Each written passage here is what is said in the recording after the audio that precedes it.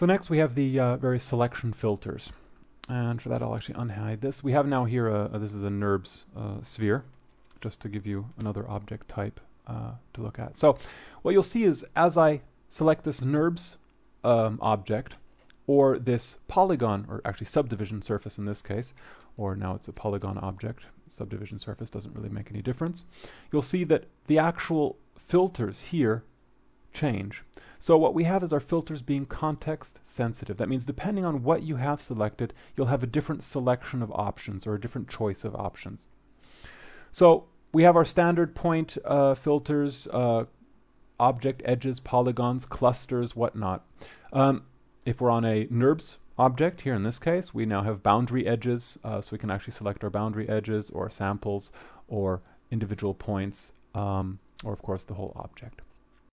Now for an object selection mode, we can also have groups of objects selecting them, or we can go into our very large set of selection filters, allowing me to, for example, just select NURBS surfaces. So if I now rectangle select over this, it's only going to select the NURBS surface. If I go into polygon mesh, it will now only select the subdivision surface, or in fact also the eyes, which are also subdivision surfaces under there.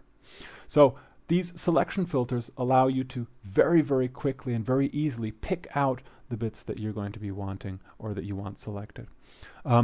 Very, very useful to keep these in mind and learn the various ones. You also see that as I go, for example, onto this object, my list changes. So now I have things like, for example, triangles. So now I could very quickly find all of the triangle polygons on my object. Or, for example, n-gon. That means more than 4 points per polygon, but I actually don't have any of those, it would seem.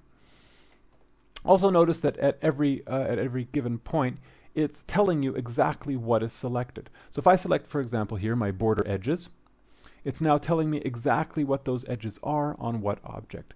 You see, we have two different menus, or two different windows here. The top window is the actual object window. The bottom window is the sub-object selection. So the top one is telling you what object it's on. The bottom one is telling you exactly which components or which clusters are selected at that time.